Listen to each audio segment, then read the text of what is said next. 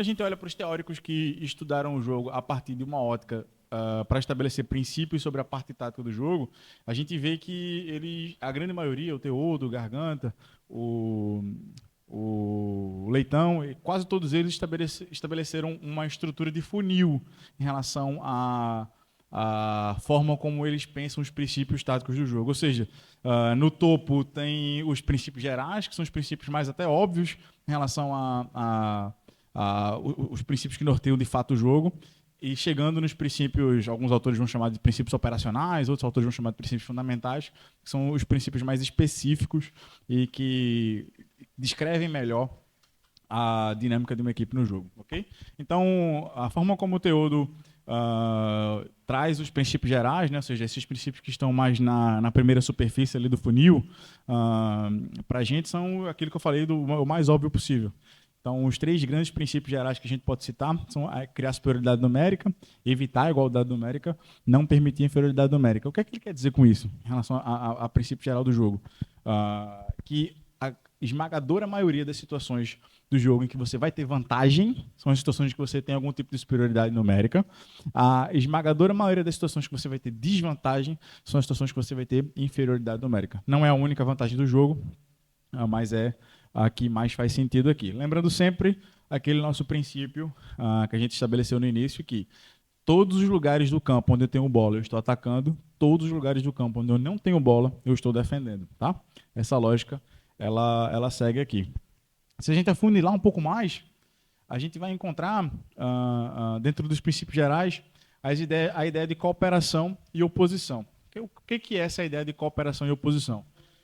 Quando a gente olha para o jogo de futebol, a gente vai entender que o jogo, ele é basicamente, e eu vou ser o mais óbvio possível, porque eu acho que em muitas situações a obviedade vai trazer clareza sobre as situações.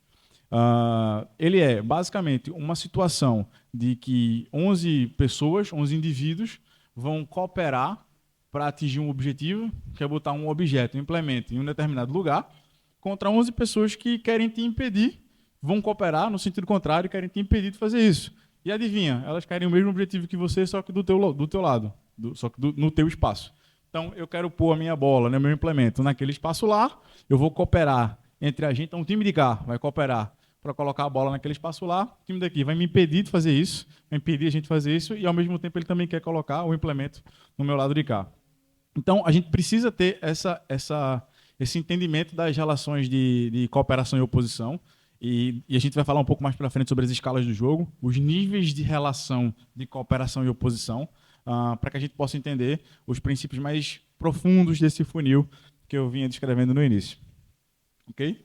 Então, quando a gente olha para os princípios operacionais, e aí se a gente dividir esse funil que eu estou imaginando com vocês em três camadas, né? A camada mais superficial, a camada do meio e a camada mais profunda, que já vai tocar nos aspectos do jogo propriamente, a mais profunda, o princípio operacional é aquilo que está no meio, é aquele recorte que está no meio, que basicamente, lembrando que ataca em qualquer lugar do campo que tem bola, defende em qualquer lugar do campo que não tem bola, quem ataca, quem tem bola, quer conservar a bola, quer ter a posse da bola, quer continuar com a bola, ele quer continuar, os 11 querem continuar com esse implemento, para aumentarem a chance de colocar esse implemento naquele espaço determinado. Ele quer construir ações para fazer o implemento chegar lá, ele quer progredir no terreno de jogo para fazer o implemento chegar lá, e ele quer criar situações onde eu vou ter uma abordagem final para fazer esse implemento, para fazer a bola chegar lá. Estou sendo bem óbvio, como eu falei, para ficar evidente. Ok? E já quem defende, quem não tem bola independente do lugar do campo, é exatamente o oposto. É mais uma vez a marca da evidência sobre os princípios. Ou seja, ele quer impedir o adversário de progredir, ele quer reduzir o espaço de jogo, ele quer proteger a própria baliza, ele quer anular as finalizações, as situações de finalização do adversário, e ao mesmo tempo, quando ele tem bola, quando o adversário tem bola, ele vai querer ele vai precisar dos mesmos princípios para conseguir chegar lá, ok? Então, afundando um pouco mais no nosso funil, a gente vai começar a entender os princípios fundamentais do jogo. Então, quando a gente olha para os princípios fundamentais do jogo, segundo o Teodo, ele vai dividir basicamente os princípios fundamentais em duas classes, nos princípios fundamentais ofensivos e defensivos. Os princípios fundamentais ofensivos, a gente pode citar 5: penetração, cobertura ofensiva, mobilidade, espaço e unidade ofensiva, e dos princípios defensivos, contenção, cobertura defensiva, equilíbrio, concentração e unidade defensiva. Eu acho bem importante, e aquilo que a gente falou no início vale agora mais do que nunca, de que o resultado que a gente olha, o resultado que a gente observa da nossa interação com o conteúdo que a gente consome é a nossa verdade. E ela não precisa ser igual para todo mundo. Ela não precisa ser igual para todos. Então, os conceitos estão aí, a referência teórica está aí, mas a forma com a qual eu interpreto e levo isso para a minha prática é muito particular, é muito única. E ela pode variar de um aspecto para outro. Então, lembra aquilo que a gente falou sobre ser descritivo e ser interpretativo? Isso é super importante para um analista, principalmente, ser interpretativo. Agora, mais do que nunca, a gente precisa ser interpretativo, porque vai ter uma série de descrições que eu posso pensar de um jeito e posso levar para a minha prática de um jeito e o Rafa pode levar diferente. Só um ponto aqui que eu acho que é importante citar. Existe um conceito aqui dos princípios fundamentais que é a cobertura ofensiva, que quem é meu aluno da CMA já sabe que eu trato diferente, por exemplo, da forma com a qual está trazida na literatura. Então, é para ter isso como referencial. E como é que eu trato a cobertura ofensiva, por exemplo? O conceito de cobertura ofensiva é qualquer linha de passe que está ali dentro do centro de jogo. Então, se o Rafa está próximo de mim, eu tenho bola, e o Rafa me dá uma linha de passe, ele me gera um apoio, ele é uma cobertura ofensiva. Como é que eu utilizo cobertura ofensiva no dia a dia? E eu acho que é o que faz mais sentido. Para poder diferenciar, inclusive, do conceito de apoio. Os passes que são as linhas de passe geradas para trás. Ou seja, todas as linhas de passe geradas para trás que retornam o jogo na circulação, eu, Rafael, enquanto analista, considero cobertura ofensiva. Quando são linhas de passes para frente ou linhas de passes laterais, eu trato como apoio. Então, didaticamente, para a minha prática, faz sentido, até para não me complicar, não me embananar lá na frente, dividir dessa forma. Mas não é a forma que a literatura traz. Então, é importante que você tenha essa noção de diferenciação entre aquilo que traz a literatura e o resultado da interação da literatura com você, com aquilo que você acredita. Beleza? Então, vamos lá. Começando pelo princípio de penetração. Cadê o meu piloto? Pelo princípio de penetração. Então, os 3 pilares do princípio fundamental de penetração, segundo o Teodo, é desestabilizar a organização defensiva adversária, atacar diretamente o adversário ou a baliza, criar situações vantajosas para o ataque em termos numéricos e espaciais. Um termo que eu gosto muito de associar ao termo de penetração é a infiltração. Ou seja, quando eu tenho uma situação, e aí tem mais uma dissonância entre aquilo que é a minha prática e aquilo que traz a literatura. Então, vamos voltar para cá.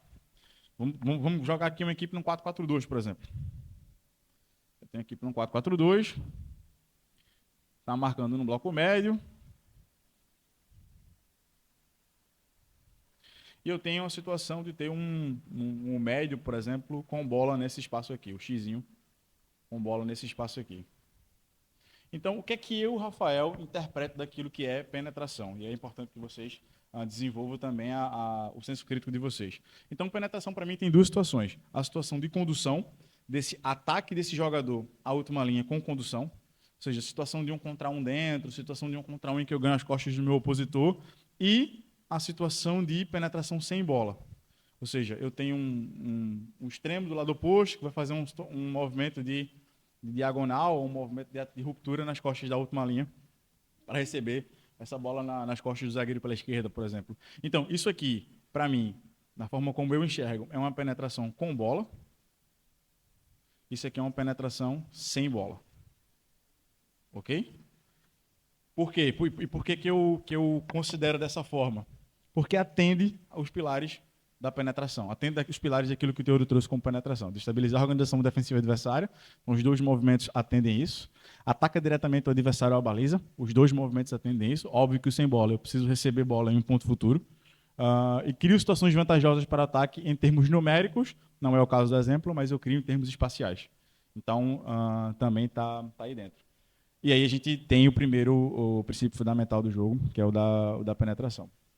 E em seguida, a gente tem o da cobertura ofensiva, que é basicamente dar apoio ao portador da bola, oferecendo-lhe opções para a sequência do jogo. Foi aquilo que eu acabei de explicar para vocês, que existe uma forma que eu lido na prática um pouco diferente daquilo que a literatura traz.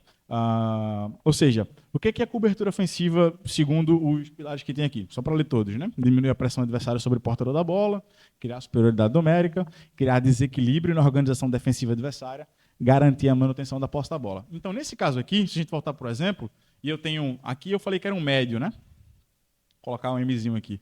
Digamos que aqui eu tenho um extremo. Se esse extremo se aproxima do centro de jogo, mesmo que seja uma linha de passe para frente, segundo o conceito do Teodo, isso aqui é uma cobertura ofensiva e faz bastante sentido que chama de cobertura ofensiva. No entanto, existe um outro princípio fundamental que nem está aqui nos slides, nem está datado, que é o princípio do apoio. Que é basicamente a mesma coisa, é basicamente o mesmo conceito. Como é que eu diferencio na minha prática o que é apoio e o que é cobertura ofensiva? Então, na minha prática, eu, só para ficar evidente para vocês, considero cobertura ofensiva toda situação de apoio em que o passe é feito para trás. Então, se esse médio, ao invés de jogar com o extremo, joga com um zagueiro aqui, ele fez aqui uma cobertura ofensiva. Se ele joga com o extremo que está à frente, ele realizou um apoio. Bom, e aí, o conceito de mobilidade ele é basicamente autoexplicativo, né? Então, é criar ações de ruptura dentro da organização defensiva adversária, apresentar-se um espaço muito propício para a consecução do gol, criar linhas de passe em profundidade e conseguir o domínio da bola para dar sequência a ações ofensivas. Então, a mobilidade, na forma com a qual eu enxergo, é quando esse apoio ou quando essa cobertura ofensiva ele gera diferença no centro de jogo, ele gera mudança no centro de jogo. Então significa que aquela equipe executou uma ação de mobilidade, executou o princípio fundamental do jogo de mobilidade. E por que eu estou pontuando tantas vezes a forma com a qual eu interpreto, a forma com a qual eu enxergo? Porque eu sei que esse conteúdo aqui é um tipo de conteúdo que você vai ver vários analistas, várias pessoas que produzem conhecimento sobre o jogo hoje, interpretando de diferentes maneiras, ok? Inclusive, já vi muita gente que produziu cientificamente sobre esse assunto, falando coisas diferentes em momentos diferentes, tá? O conceito de espaço, a gente abriu o nosso dia hoje falando sobre esse princípio fundamental, sem falar que era um princípio fundamental. Então, basicamente, quando eu sobreponho a amplitude e a profundidade, eu tenho o espaço do jogo, eu tenho o espaço efetivo de jogo, né? Não propriamente o espaço efetivo, mas eu tenho um espaço de jogo que pode ser o espaço efetivo de jogo. E qual é a diferença entre o espaço de jogo e o espaço efetivo de jogo? O espaço de jogo é todo o espaço de jogo. O espaço efetivo de jogo é onde, de fato, há espaço no jogo. É onde, de fato, a bola pode entrar. Então, o espaço é basicamente isso, é a sobreposição da amplitude sobre a profundidade. Então, utilizar e ampliar o espaço efetivo da equipe, expandir as distâncias de posicionamento entre os jogadores adversários, abrir o bloco adversário, descompactar, desequilibrar o bloco adversário, dificultar as ações de marcação da equipe adversária, facilitar as ações ofensivas da equipe, né, na medida que o centro de jogo ele muda o espaço efetivo, ele vai facilitando, aproximando, progredindo no terreno de jogo.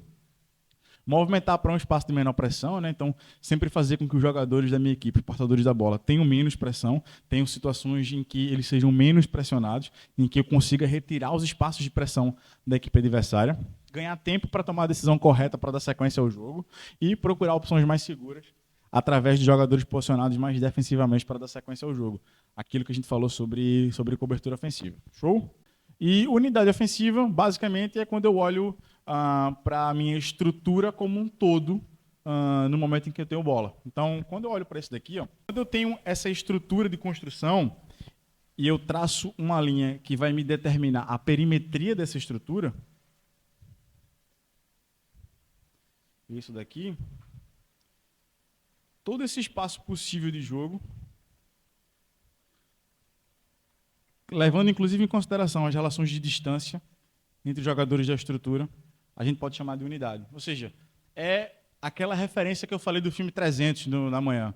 Ou seja, aquilo, só que ali eu estou sem bola, né, teoricamente. Ou seja, é como se ali eu tivesse é como se ali eu estivesse defendendo. É a noção de bloco, que a gente vai falar mais para frente. Mas aí a gente já está falando sobre como se eu estivesse atacando. Como se eu estivesse atacando, não. Atacando, de fato. E essa conjuntura de relações, dessa perimetria que envolve a minha estrutura ofensiva, a forma como eu ataco, a gente pode chamar de unidade ofensiva.